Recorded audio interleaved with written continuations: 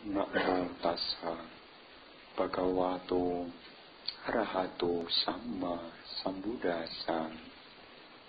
Namo tassa bhagavato arahato samma sambuddhassa. Namo tassa bhagavato arahato samma sambuddhassa. Idanandati pejanandati kata punyo upayatanandati punyang me katanandati piyo nandati sugating gato. Di dunia ini ia berbahagia, di dunia sana ia berbahagia. Pelaku kebajikan berbahagia di alam kehidupan. Ketika ia berpikir, aku telah melakukan kebaikan, ia berbahagia. Dan ia akan lebih berbahagia lagi ketika lahir di alam bahagia. Pemimpin puja bakti, para bapak, ibu, saudara-saudari, umat Buddha yang berbahagia, pada kesempatan minggu hari ini kita bisa bersama-sama kembali melakukan puja bakti, meditasi, dan juga pada kesempatan minggu hari ini kita akan kembali bersama belajar Dhamma ajaran Sang Buddha. Para bapak dan ibu, saudara-saudari sekalian, di dalam puja bakti sangat penting bagi kita, utamanya di dalam belajar Dhamma. Karena Dhamma inilah di dalamnya mengandung tuntunan-tuntunan hidup agar kita bisa hidup berbahagia. Maka meskipun Dhamma ini telah berlangsung cukup lama, tetapi Dhamma ini masih berguna di dalam kehidupan kita saat ini. Para bapak dan ibu, saudara-saudari sekalian, kehidupan di zaman sekarang memang tidaklah mudah. Persaingan di mana-mana menambah beban masalah di dalam kehidupan. Meskipun standar hidup yang dicapai oleh masyarakat zaman sekarang ini, kalau dilihat dari segi ekonomi, lebih jika dibandingkan dulu. Sekarang kalau kita lihat, kita bandingkan, dulu sedikit sekali orang punya sepeda motor, sekarang banyak. Dulu sedikit sekali orang punya mobil, sekarang keluarkan mobil susah jalan, saking banyaknya. Meskipun standar hidup, pendapatan cukup tinggi, tetapi kenyataannya masalah dalam hidup ini bukannya berkurang. Apalagi di zaman yang seperti ini, dengan adanya kesejahteraan yang meningkat tanpa dipahami dengan pemahaman yang benar, banyak masalah-masalah baru. Seperti apa yang kita lihat sekarang ini, kondisi fisik seseorang cepat menurun. Penyakit-penyakit kematian datangnya lebih cepat. Anak kecil aja kena kolesterol. Baru 30-40 cancer di mana-mana. Ada juga tekanan darah tinggi. Itu adalah hasil produk kalau dibandingkan nenek moyang kita dulu. Itu kita jarang mendengar. Orang darah tinggi itu kalau sudah tua, itu pun kalau kebanyakan makan sate kambing. Tapi sekarang bukan karena faktor makanan saja. Singkatnya kalau kita lihat dari segi batiniah, penyakit-penyakit yang kita lihat, yang kita saksikan, itu disebabkan karena kelebihan muatan. Begitu besarnya ketegangan dalam pikiran. Sudah pikirannya tegang, orangnya lupa seni mengendalikan pikiran. Siapa sih yang tidak punya masalah? Oh, semua punya. Tapi siapa sih yang bisa mengendalikan pikiran? Masalahnya bukan siapa lagi, siapa yang mau. Masalah itu ada. Tetapi kalau kita punya kemampuan seni mengendalikan pikiran, masalah yang kita hadapi itu tidak seruwet, tidak semumet yang kita rasakan. Karena kita ini adalah manusia. Manusia itu ada dua aspek. Aspek jasmani dan juga aspek batin. Jasmaninya boleh kenyang, makan banyak. Tapi pertanyaannya, apakah kalau makan banyak langsung bisa tidur? Yang makan banyak bisa tidur kalau tidak punya masalah. Jadi orang sekarang ini masalahnya bukan seperti zaman dulu, peceklek, susah makan, bukan. Masalah zaman sekarang adalah kurang memahami dan tidak mempraktekannya. Seni mengendalikan pikiran. Maka Bapak Ibu, hari Rabu, Kamis, Jumat, ikut meditasi. Udah dari Senin sampai hari Sabtu Minggu, mikirin masalah kerjaan itu tidak ada habisnya. Ayo mbok datang jam 7 sampai jam 8. Setelah itu boleh pulang. Karena kalau sudah kebablasan, ini saya cerita bukan nakut-nakuti, kayak lampu di rumah Anda. Kalau lampunya voltasenya lebih besar daripada tegangan itu nanti membuat kemampuan NCP jadi anjlok. Sanyo, kulkas, kipas angin, AC nyala, kalau tidak kuat anjlok. Kalau salah pasang konslet, kalau kelebihan anjlok. Orang hidup juga begitu, masalah banyak. Maka kita harus tahu kapan kita memadamkannya. Meditasi. Kayak di rumah, kalau dipakai ya di switch off lah. Jadi kalau sudah sampai wihara begini, switch off. Ya, ndak usah ingat, wah cuciannya belum diangkat Bante. Switch off dulu. Bagaimana kita bisa membuat seni mengendalikan pikiran?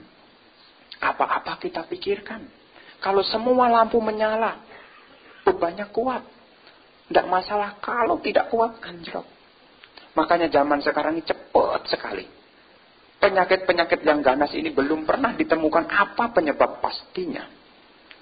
Tetapi para ilmuwan mengatakan, tidak usah minum obat, cukup istirahat. Dokternya mengatakan begitu, istirahat yang cukup ya. Memang badannya mau istirahat, tapi tangannya ini. Badannya mau tidur, tangannya pegang smartphone. Bagaimana bisa membuat pikiran menjadi tenang? Jadi kita perlu memahami ini supaya kita bisa menjalani kehidupan kita.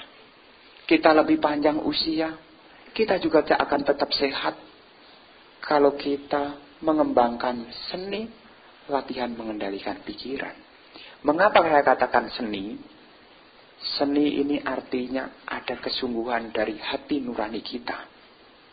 Namanya seni. Seni itu ada singkatannya. Sentuhan hati nurani. Namanya seni. Meditasi juga seni. Ada sentuhan hati nurani. Sampai datang ke sini, kalau tidak ada seninya, pasti akan mengatakan, alah, cuma nemeni Bante duduk, ngapain? Jadi masalah muncul memang berasal dari ketidakmampuan mengendalikan pikiran. Selain itu juga dalam masyarakat, karena tidak bisa mengendalikan pikiran, banyak kesibukan. Hubungan antar pribadi, suami dengan istri, orang tua dengan anak, karena kesibukannya, tidak ada komunikasi. Jarang komunikasi, yang ada adalah miskomunikasi. Jarang ngomong, di rumah jarang ngomong. Kalau diajak ngomong, bilangnya nanti sibuk. Nanti aja. Sudah nanti mau ngomong, tidur. Banyak masalah. Bukan hanya karena faktor ekonomi di keluarga, tetapi karena ketidakmampuan membina hubungan antar pribadi. Karena menganggap di dalam diri saya ini ada masalah yang harus saya selesaikan, sehingga melupakan seni komunikasi. Anak hanya dibiarkan, hanya berpikir, besok ada yang nganter, besok ada sarapannya, besok juga ada uang sakunya. Selesai. Pernah Bapak Ibu ngajak ngomong anaknya, gimana nak pelajarannya hari ini? Baru bilang anaknya, Ma, ini gimana? Kamu kan diajari di sekolah, kok nanya ke mama? Jadi kadang-kadang hal sepele begini, ini hubungan dengan anak. Belum lagi hubungan dengan pasangan hidup. Itu semua berasal dari mana? Dari dalam pikiran. Menganggap bahwasanya saya ini punya masalah. Dan tidak pernah berpikir orang lain juga punya masalah. Karena hidup berumah tangga mendambakan satu kebahagiaan. Kuncinya adalah bangun komunikasi. Ada sesuatu disampaikan, yang menyampaikan juga sampaikan dengan baik, yang merasa menerima pesan, dengarkanlah dengan baik-baik. Jangan ngomong, satunya nonton TV. Ya cerita-cerita aja. Ada kan begitu kan? Pak, ini mau cerita Pak. Ya udah cerita aja. Tapi dia lihat TV terus. Lama-lama yang mau cerita gimana? Nggak jadi, kesel. Jarang komunikasi, yang ada adalah beda pandangan. Beda pandangan adalah awal daripada perpecahan. Bagaimana bisa membuat satu keluarga yang bahagia?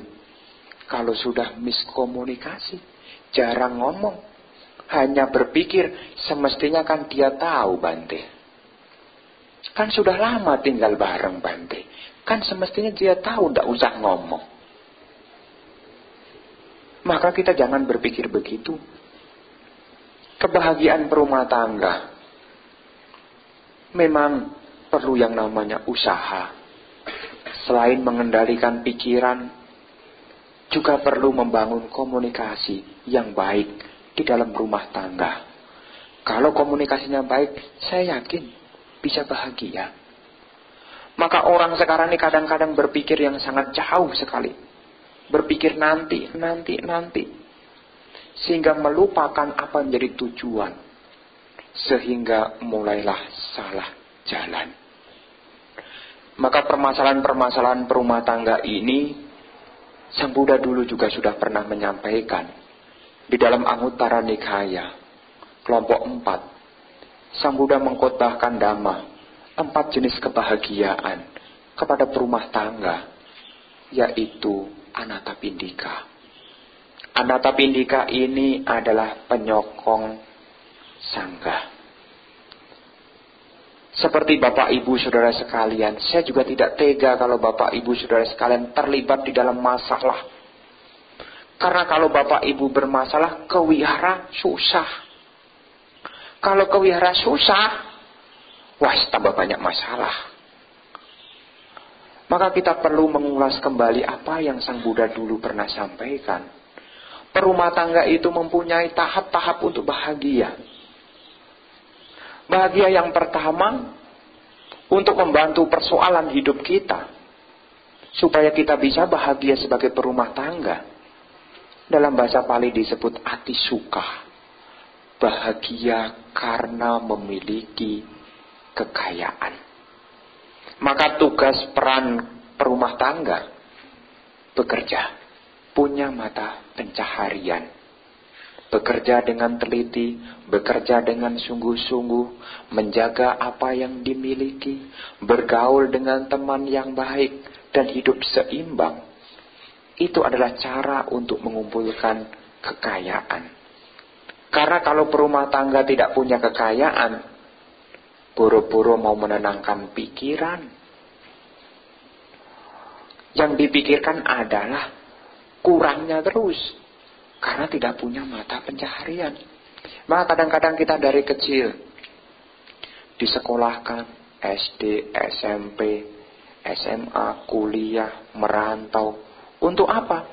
Untuk mempersiapkan pembekalan awal bagi kehidupan berumah tangga, supaya punya yang namanya kekayaan. Maka tidak benar jika ada yang mengatakan, Sang Buddha tidak memuji orang punya materi. Untuk level mana dulu? Kalau level berumah tangga, perlu. Maka Sang Buddha juga menyampaikan, kerja dengan sungguh-sungguh. Menjaga apa yang telah dimiliki. Bergaul dengan orang yang baik.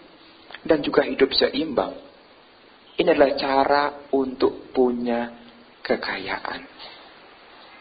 Tetapi kita juga perlu memahami, yang namanya kekayaan ini bukan menjadi yang namanya tujuan hidup. Karena kadang-kadang saya pernah bertemu dengan orang, dia cerita, dulu hidupnya susah. Mau usaha aja tidak punya. Ngerintis usaha, susah. Usahanya berkembang cukup besar, juga susah juga. Susah kenapa? Kalau ditinggal, dia tidak percaya sama karyawannya. Jadi kalau hari Minggu mau ke wihara, susah juga. Kenapa? Karena takut nanti barangnya ada yang hilang. Maka sebagai perumah tangga, kita perlu memahami yang namanya kekayaan adalah sarana, bukan tujuannya. Kenapa kita perlu punya kekayaan? Ya agar hidup kita ini menjadi sejahtera. Kita bisa melakukan hal yang berguna. Banyak orang yang berpikir yang sebaliknya. Maka kadang-kadang kalau orang ke wihara ini, kalau saya lihat, ada beberapa orientasi yang bisa kita lihat. Pendekatan yang bisa kita lihat. Kalau pendekatannya spiritual, dia ke wihara mencari ketenangan. Mendengarkan dhamma, bisa meditasi, mencari ketenangan. Tapi kalau orientasinya materi, dia akan bertanya, nanti dari wihara saya bisa bawa pulang apa? Karena bunga tidak boleh dibawa, Buddha Rupang juga tidak boleh dibawa, yang ada cuma sandal di rak. Sandal temannya dibawa. Maka kalau ada yang komplain sandalnya hilang, ini berarti yang datang ini orientasinya materi. Maka perlu kita rubah. Kekayaan bukan tujuan. Pengumpulan kekayaan adalah sarana untuk mempermudah kehidupan kita. Karena nanti kalau kita berpikir kekayaan sebagai tujuan, nanti apa-apa baliknya ke sana semua. Selalu berbicara untung rugi, untung rugi. Ke wihara juga ditakar untung rugi, juga sama. Maka kekayaan ini perlu dipahami dengan baik. Karena memang kalau orang punya itu memang lebih bahagia dibanding orang tidak punya. Hanya level itu. Untuk level sisanya, level batin. Jadi kalau Anda punya mobil, memang bahagia jika dibandingkan dengan yang tidak punya. Tapi kalau sesama punya mobil, mendengar BBM naik 2.000, udah mulai itu kalkulasinya ngitung. Wah, cek lagi. Kira-kira income-nya bagaimana? Nutup enggak?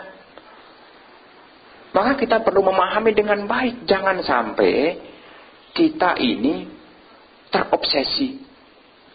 Jadi tidak punya waktu luang untuk menenangkan pikiran. Hanya berpikir, mengumpulkan. Memang perlu. Tetapi, tunggu dulu. Ada level tertentu yang harus kita mau sejenak berhenti. Karena sebanyak apapun orang yang dikumpulkan, dalam bahasa Pali dikatakan, itu tidak akan pernah mencukupi semua kebutuhan hidupnya untuk selama-lamanya.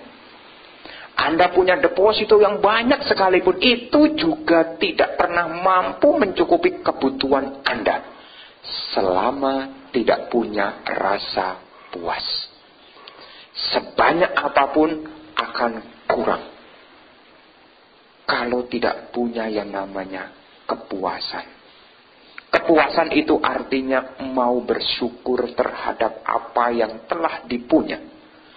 Tidak hanya melihat apa yang belum, tetapi kadang-kalanya dia bersyukur, hari ini saya masih ada. Maka syukur yang pertama yang harus kita ucapkan dalam batin kita bangun pagi, diingat. Syukur pertama jangan dilihat, wih anak saya masih ada, rumah saya masih ada, mobil saya masih ada. Bukan itu yang diingat. Yang diingat adalah bersyukur hari ini masih bisa bernafas. Betul enggak? Rumah Anda makrong-makrong di pinggir danau. Kalau pagi tidak ada nafas, bisa. Kadang-kadang kan kita berpikir, bangun pagi nanti order kemana ya? Order nomor 2. Yang dipikir adalah, hari ini saya masih bisa bernafas. Artinya masih bisa mengumpulkan. Hari ini kita ada kegagalan, tidak soal. Karena hari ini masih bernafas dengan normal. Pernah kita mensyukuri hari ini bernafas? Tidak sempat, Bante. Langsung sih bangun pagi yang dipegang sikat gigi sama air untuk cuci muka. Kalau tidak kumur-kumur, itu yang diingat. Padahal ada yang lebih penting sekali. Levelnya dimanapun, semestinya yang lebih penting adalah nafas kita. Anda bisa mencari karena Anda bisa bernafas. Anda bisa menikmati karena Anda bisa bernafas. Kekayaan bisa Anda raih juga karena Anda bisa bernafas. Nafas adalah harta yang tidak kelihatan. Orang yang mulai kehilangan nafas saja dia harus rela sakit-sakit gendong tabung oksigen. Maka kita pernah mensyukuri? Tidak pernah. Kita selalu melihat, kalau zaman dulu kan dompet. Tadi saya lihat tuh, waduh Bante, dompet saya kayak bawang merah. Kenapa? Dibuka air mata yang keluar, tidak ada isinya. Wah, macam-macam orang zaman sekarang pinter gitu loh. Saya pikir dompet kok apa hubungannya dompet dengan bawang merah? Ternyata dia buka, tidak ada isinya, sedih dia. Itulah orientasi zaman sekarang.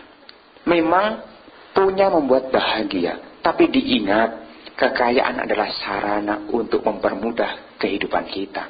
Namanya itu sarana itu kayak mobil. Dibawa dari rumah sampai wihara, diletakkan di parkir. Coba kalau wiharanya, kalau mobilnya tidak mau ditaruh di parkir, kemudian ikut kena masalah. Wah, masalah besar. Masalah besar. Maka kadang-kadang seperti mobil kita itu kan sarana menghantar sampai sini, ya sudah diletakkan. Semahal mobil Anda mahal miliaran, tetap aja levelnya di parkir. Nggak bisa naik kok ke karpet sini. Wah, nggak bisa.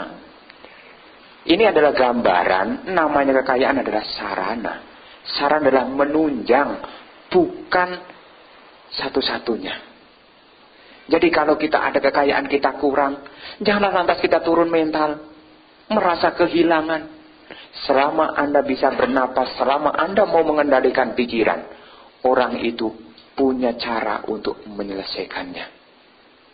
Kadangkala orangnya masih bernafas, tapi karena tidak mau mengendalikan pikiran, jadi masalah. Gara-gara soal kekayaan. Mungkin dulu saya pernah cerita. Semoga orangnya tidak hadir di sini. Karena dia buka ruko. Dia jualan sembako. Sebelahnya jualan spare part mobil. Ada yang merasa?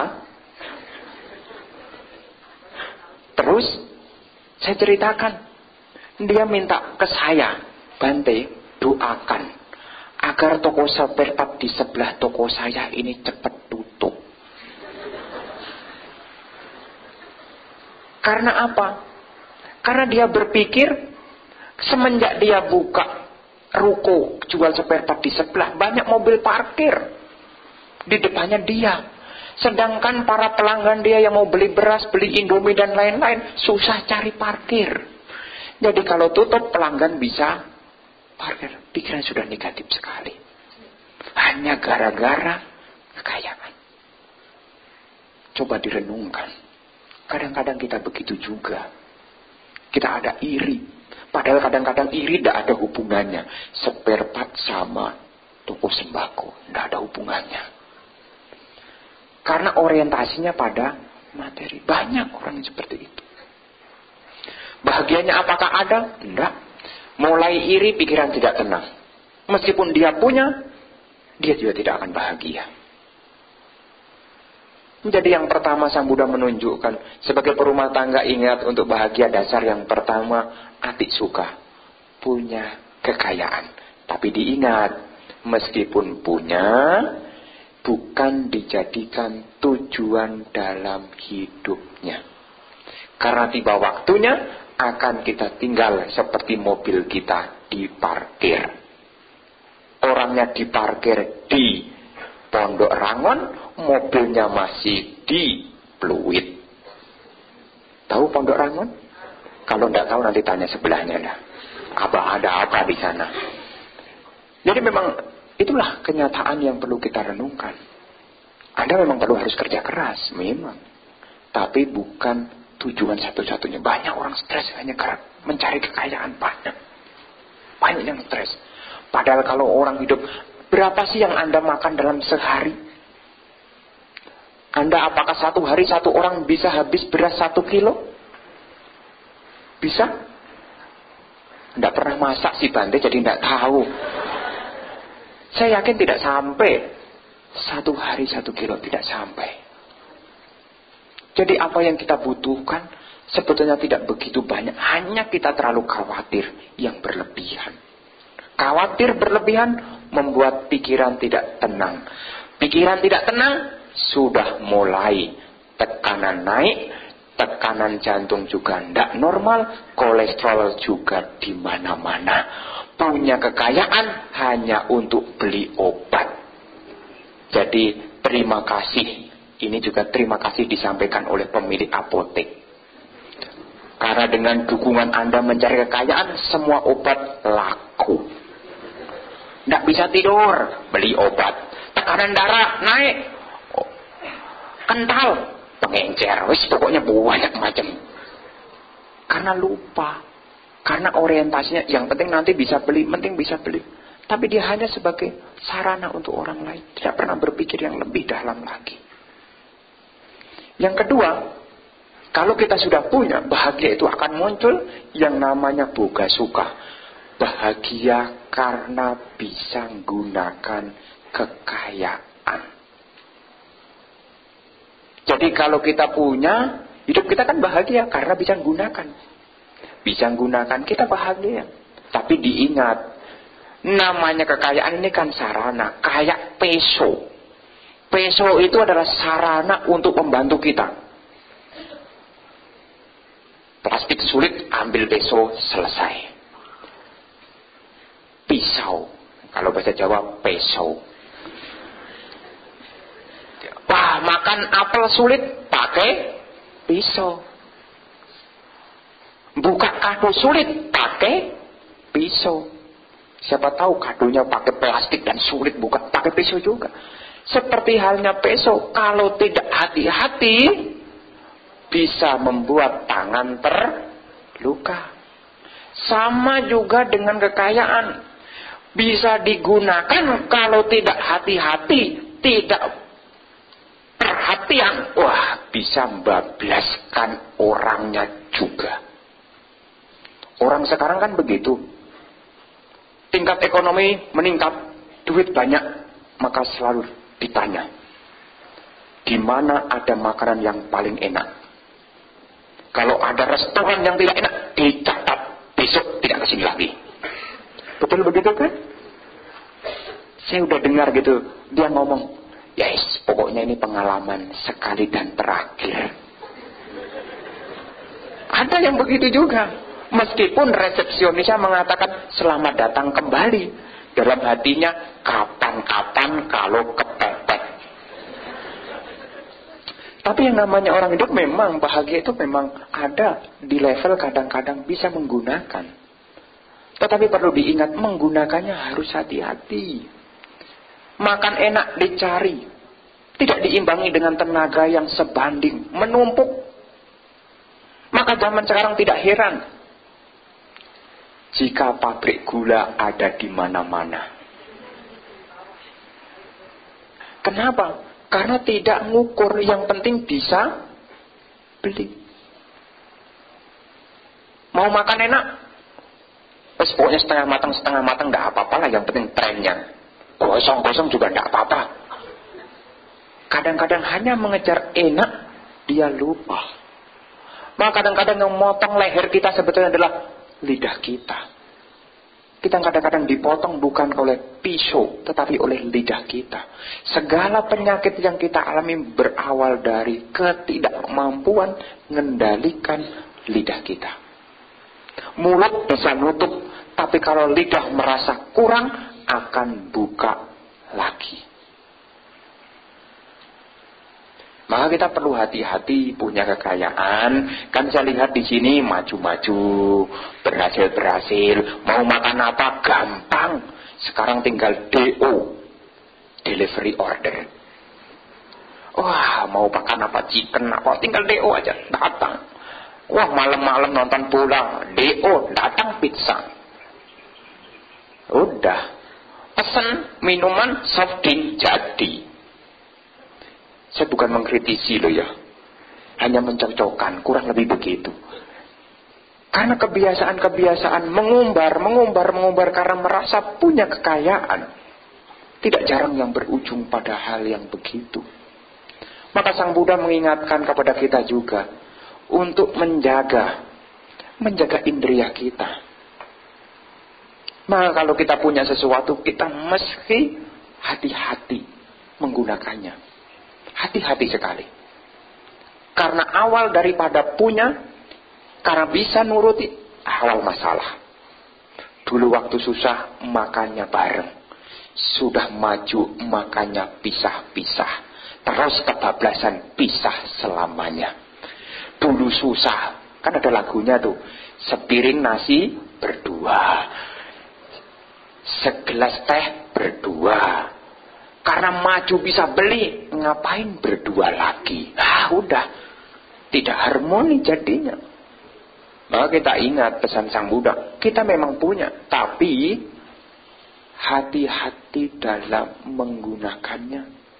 Jangan sampai kita seperti semut yang tenggelam di dalam kolam madu.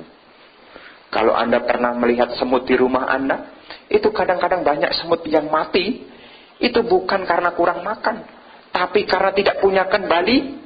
Dipikir di pinggir rasanya manis, di tengah mungkin lebih manis. Masuklah di tengah, nempel, tidak bisa pulang. Pernah lihat semut? Kadang-kadang juga di kuah. Tidak hanya di madu, di kuah dia juga mau tuh. Kemarin di Pusdiklat, waktu ada Pak Baja Samanera, semut itu ada kacang hijau. Semut itu ya juga mau mencoba loh.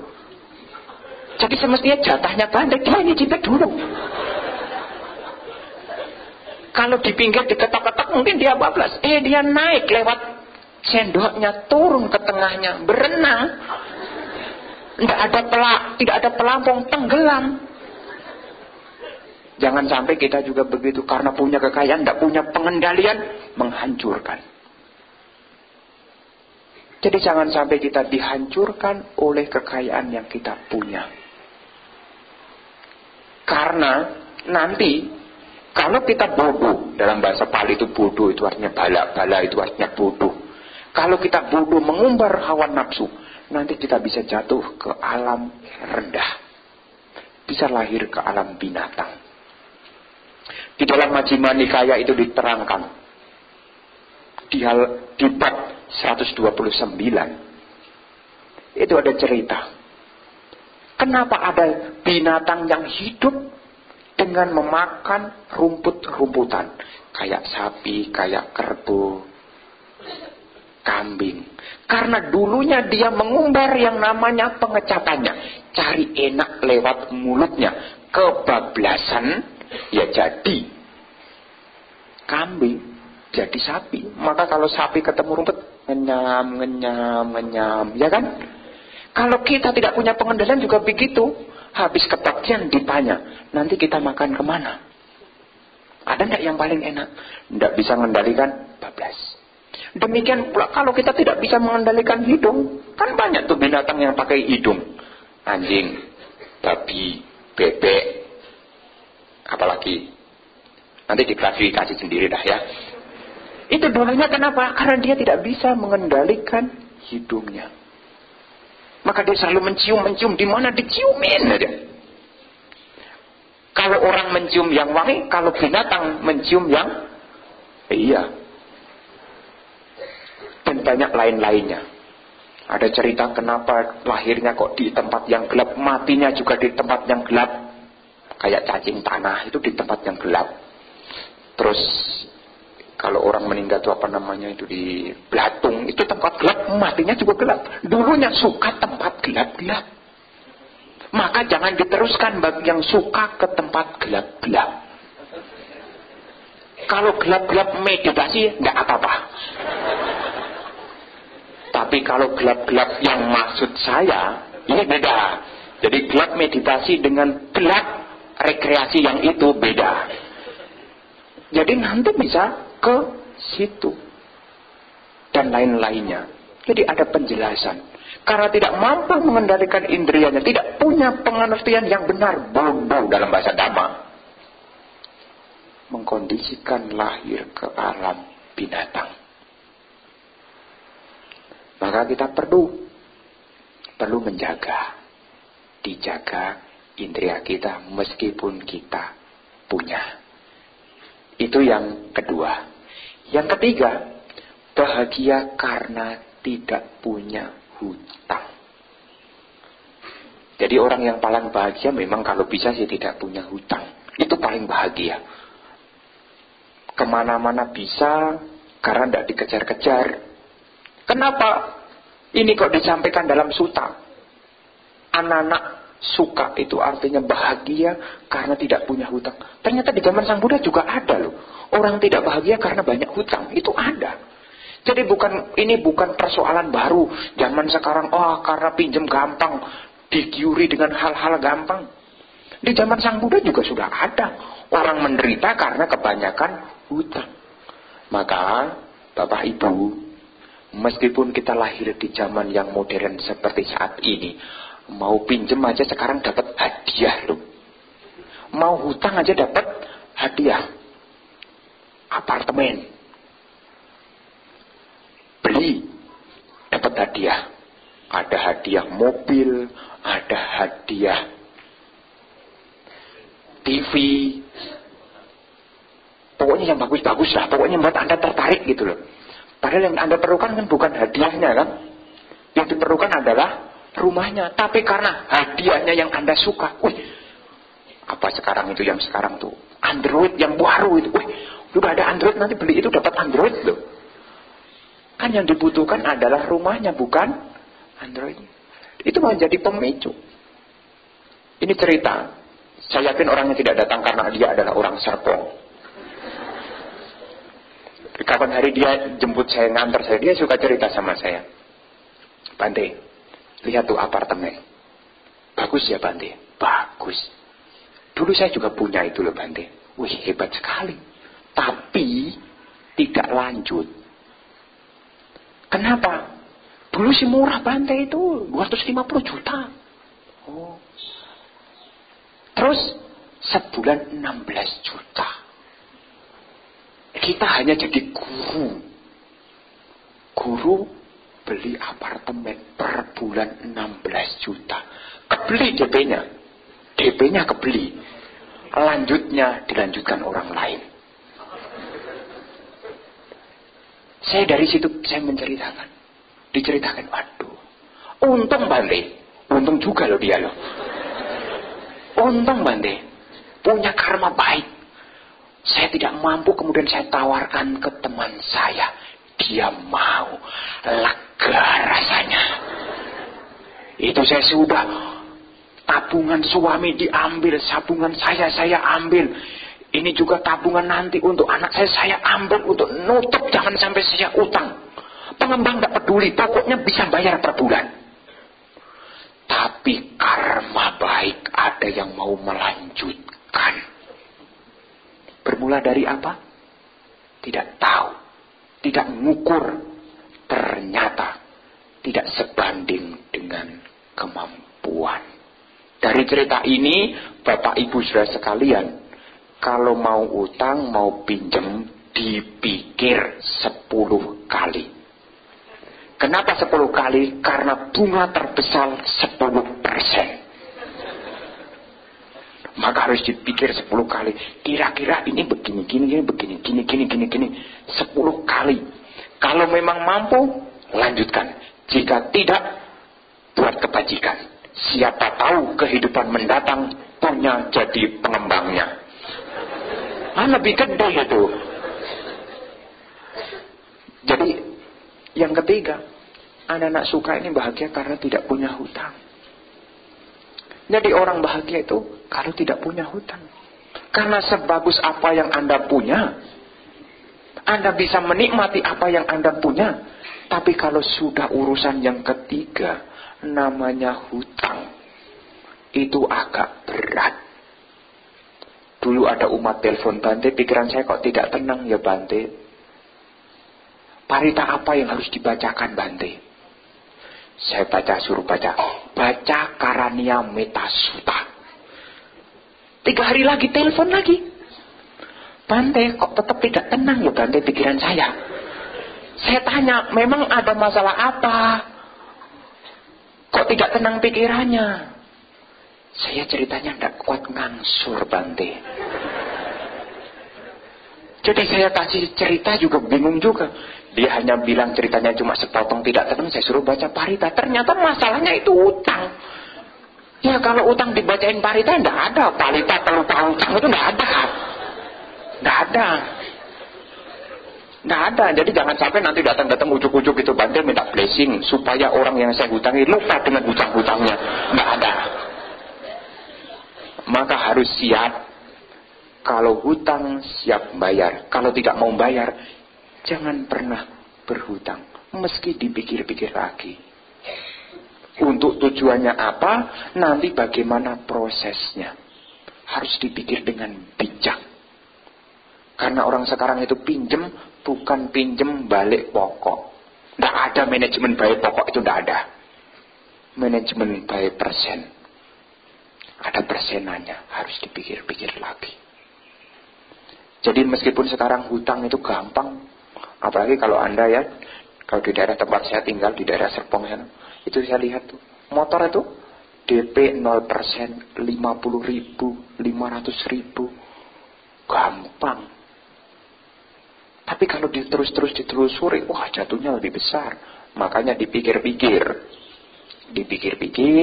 jangan sampai nanti kejebak di situ, sulit nanti. Nanti kalau ke wihara juga sulit juga. Maka pesan dari Sang Buddha, kalau memang kita hidup tidak punya hutang, bagus. Tapi kalau terpaksa perlu, berpikirlah, pertimbangkan dengan baik-baik.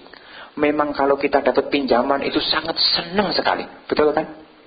Wah, ngajukan pinjaman, ternyata deal juga loh, keluar pinjamannya, senang. Tapi kalau sudah per bulan, yang diingat cuma satu.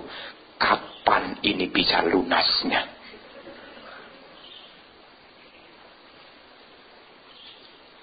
Jadi bahagia yang ketiga, karena tidak punya hutang.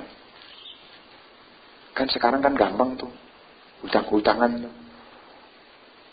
Apalagi sekarang kan tidak usah pakai, tidak usah pakai dulu kalau pinjam pakai BPKB. Pakai akte tanah. Terus sekarang cara utang itu gampang, cuma sebesar KTP. Itu utang itu, bukan mudah, itu utang bayar itu. Bante tenang Bante, saya punya kartu kredit Bante, itu utang itu, jangan bangga itu, utang itu. Utang kok bangga. Kadang-kadang, wih Bante saya punya kartu kredit banyak loh Bante, mau pakai yang mana Bante nih ya nih? Dalam hati saya itu utang bayar itu. Bukan mudahnya.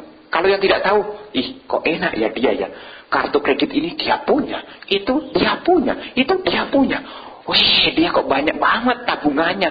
Tidak tahu, itu utang. Jangan bangga dengan utang karena mesti bayar. Jadi untuk bahagia yang ketiga, tidak punya hutang. Ada yang lebih bahagia lagi. Anak wajah suka bahagia karena tidak melakukan tindakan tercela. Bahagianya di mana? Melebihi daripada bahagia memiliki kekayaan, bahagia melebihi daripada menggunakan kekayaan, melebihi daripada tidak punya hutang. Meskipun Anda tidak punya hutang, meskipun Anda bisa menggunakan kekayaan, meskipun Anda punya kekayaan melimpah, tapi kalau Anda tidak punya kebajikan, sesungguhnya Anda sangat miskin. Maka beruntung Bapak Ibu Saudara sekalian, hari Minggu bisa datang. Kebajikan ada 3 pintu, lewat pikiran, ucapan, dan perbuatan. Kalau hari Senin sampai hari Sabtu ngumpulkan kekayaan materi, ingat hari Minggu ngumpulkan kebajikan. Kalau hari Senin sampai hari Sabtu ngumpulkan uang untuk dunia saat ini, tapi kalau hari Minggu ngumpulkan kebajikan untuk nanti. Kalau sudah nanti, Anda tidak sempat ngasih lagi. Maka jangan sampai berpikir, sekarang saya ngumpulin materi Bante, nanti kalau saya meninggal akan saya danakan semua materi. Telat. Karena Anda tidak sempat merasakan bagaimana rasanya memberi. Hanya berbangga kemudian menuliskan nama kita. Ini loh orangnya meninggal mendanakan ini. Hanya berbangga. Tapi sesungguhnya Anda cuma dapat tidak ada separuhnya. Karena Anda tidak sempat memberi dengan tangan sendiri. Itu pun juga lewat notaris. Separuhnya kena notaris kebajikannya. Nitip. Maka sekarang meskipun kita punya sedikit, memberilah dengan sedikit apa yang kita punya. Itu adalah kebajikan yang berguna. Sumber kebahagiaan untuk kita nantinya. Jadi nantinya kita akan berbahagia. Bukan karena ditopang, sekarang punya melimpah. Tapi karena tidak digunakan untuk kebaikan. Sesungguhnya tidak punya apa-apa. Meskipun kemana-mana naik mobil, selalu makan di restoran, tidak punya hutang, tidur juga dengan nyenyak. Tapi karena tidak punya kebajikan, sesungguhnya dia tidak punya apa-apa. Maka dikatakan, anak wajah suka adalah kebahagiaan yang lebih tinggi. Karena berguna di kehidupan saat ini dan juga nanti.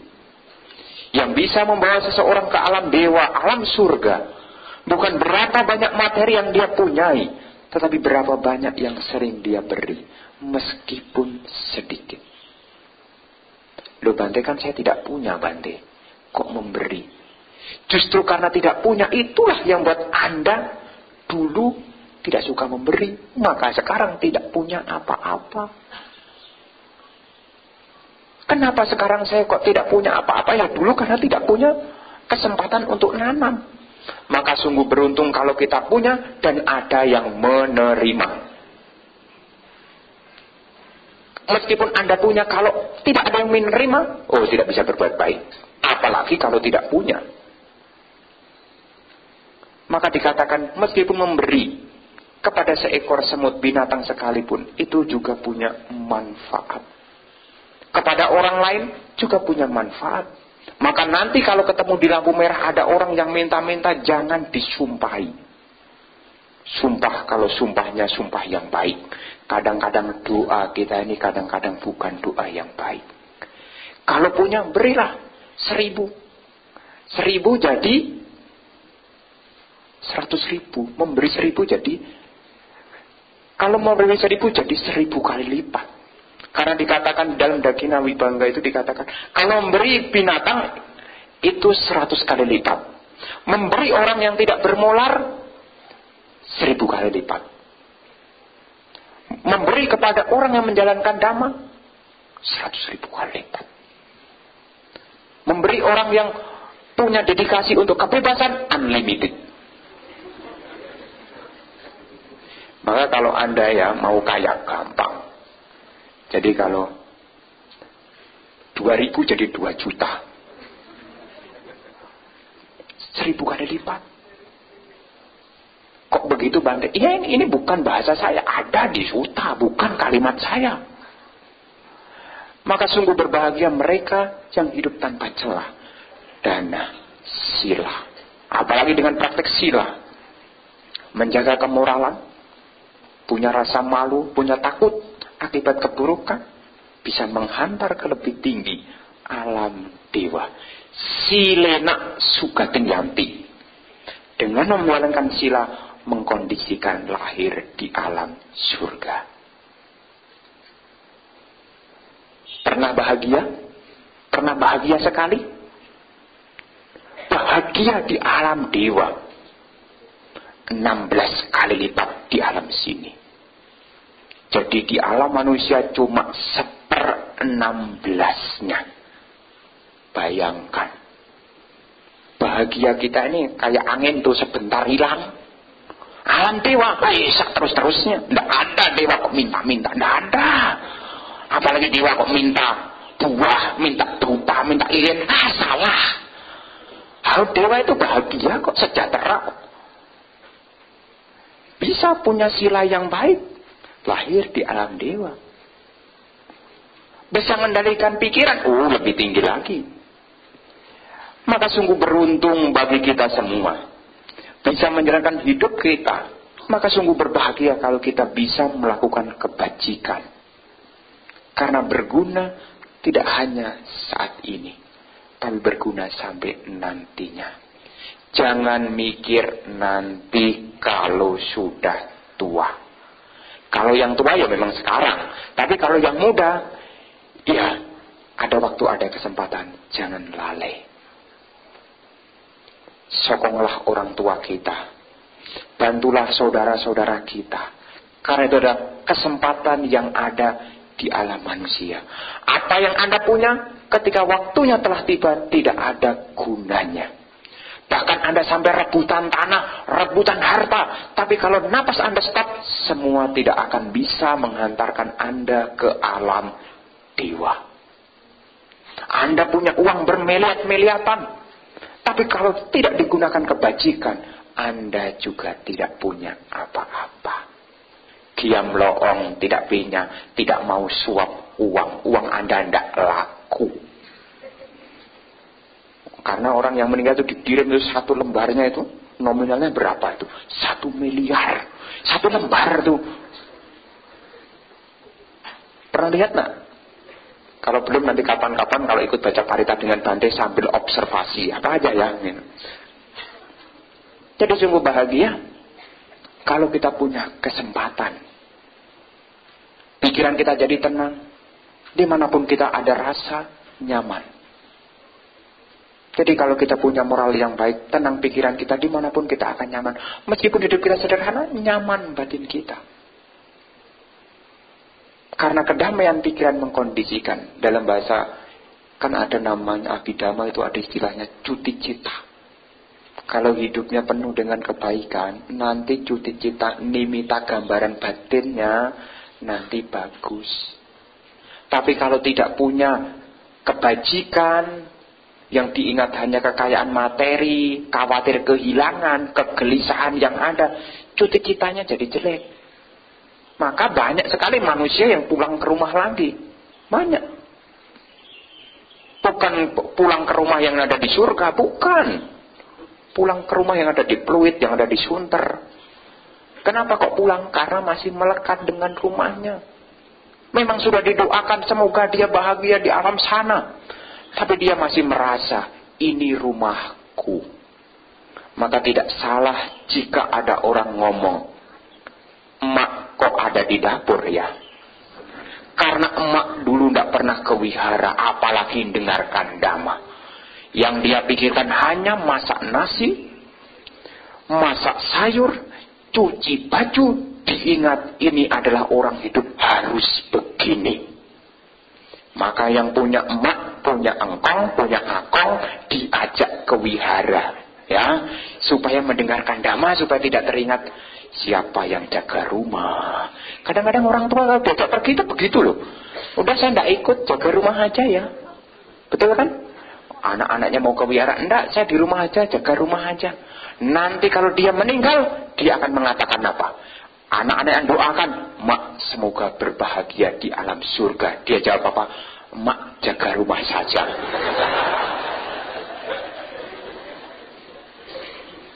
Hati-hati loh, kalau diajak ke wihara jangan punya apa namanya, alasan ngeles.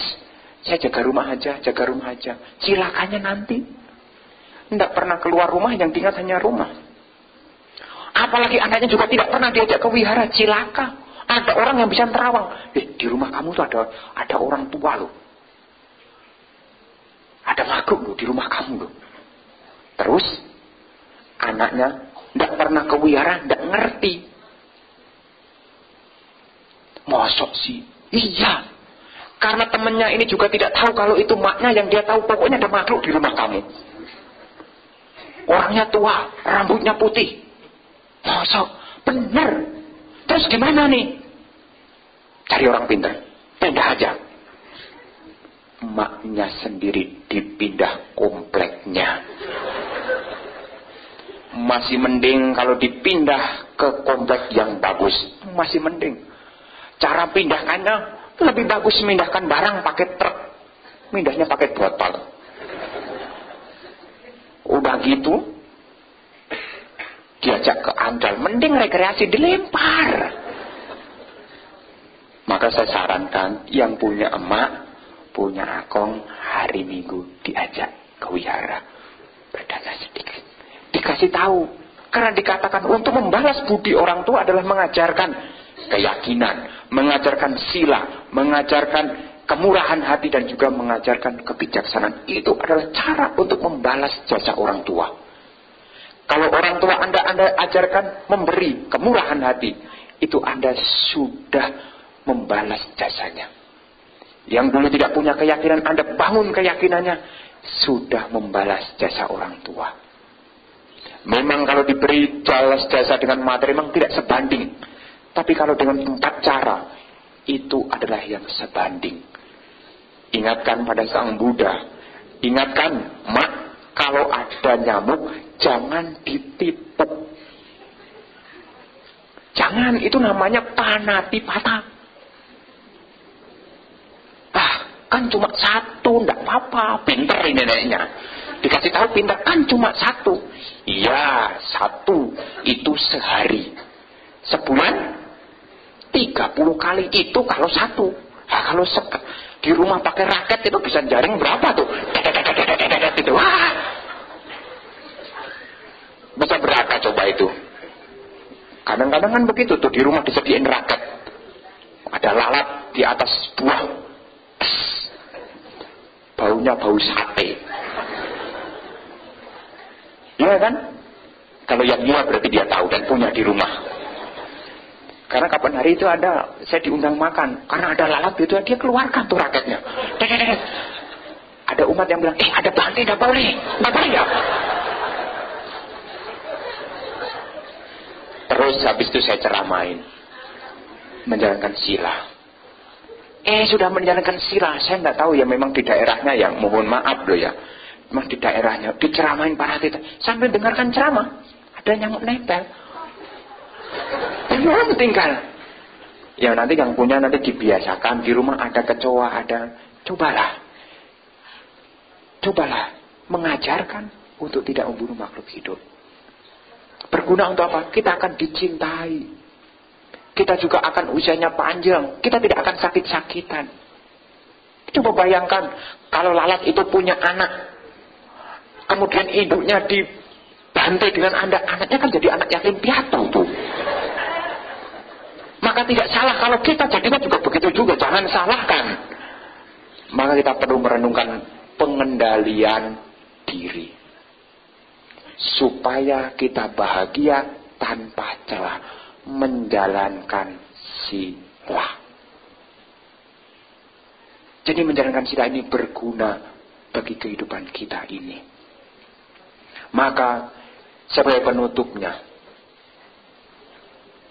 ada satu cerita yang saya bawa dari rumah duka ke sini. Karena tidak punya cerita lain selain dari rumah duka. Saya ketemu umat Buddha dari Padang.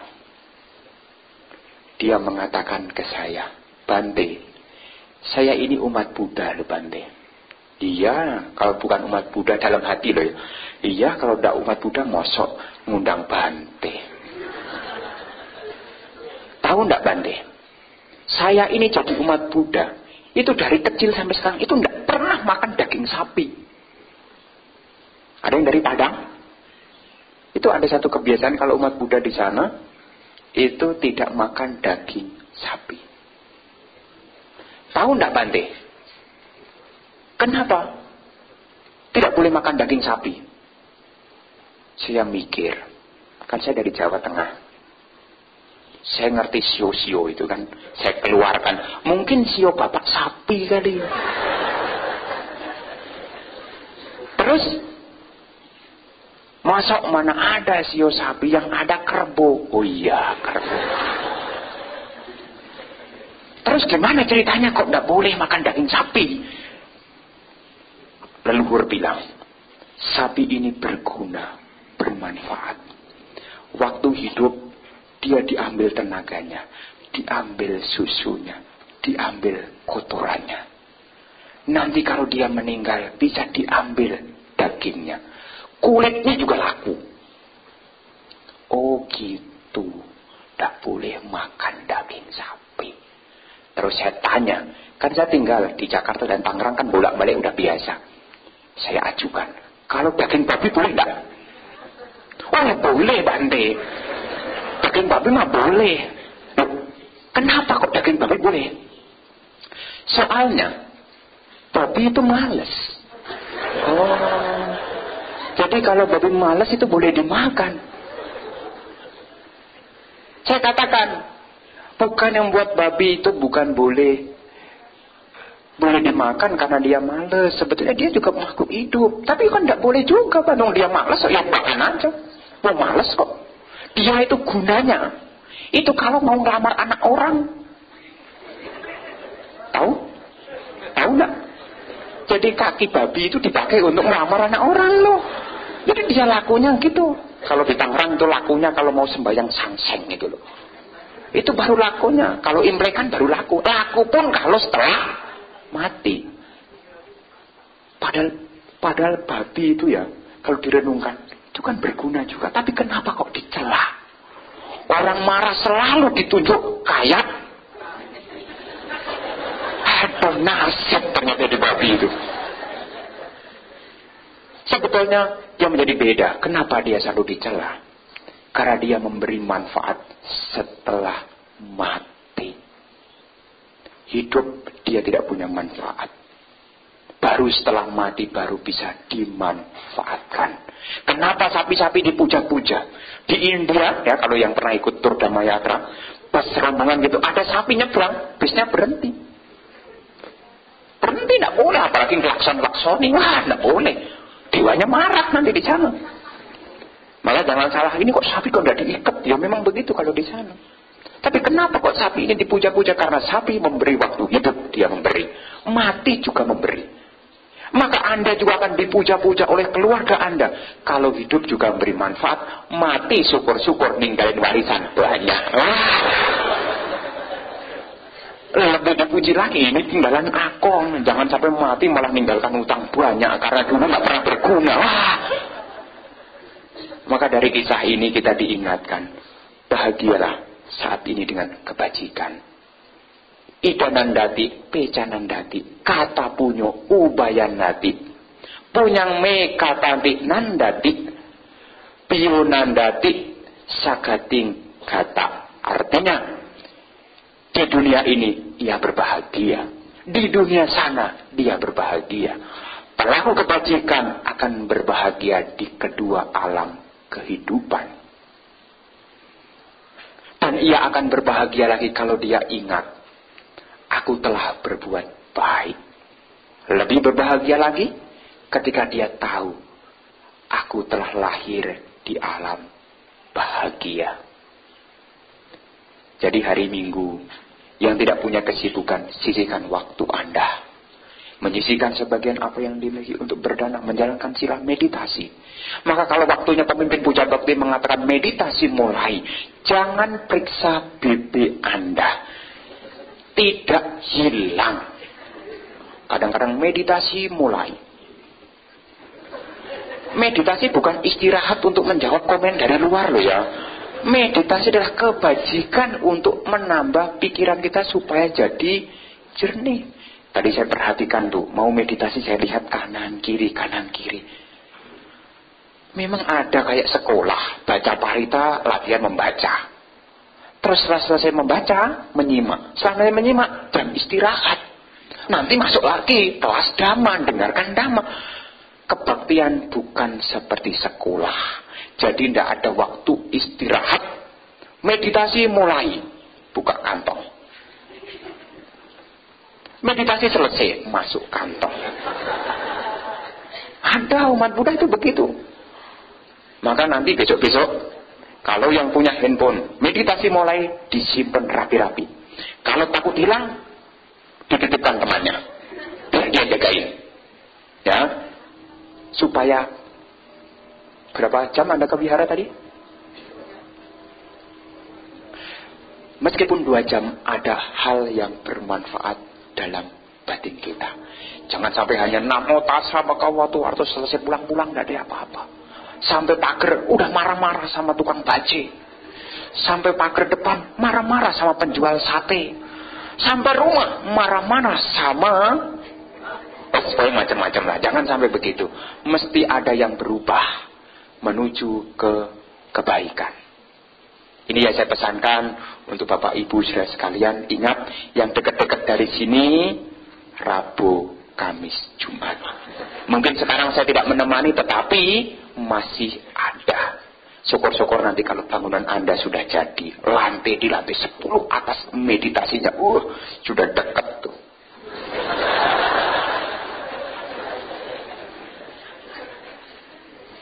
Sekian, terima kasih atas perhatiannya. Semoga Anda berbahagia, semoga keluarga Anda berbahagia, dan semoga semua makhluk hidup berbahagia.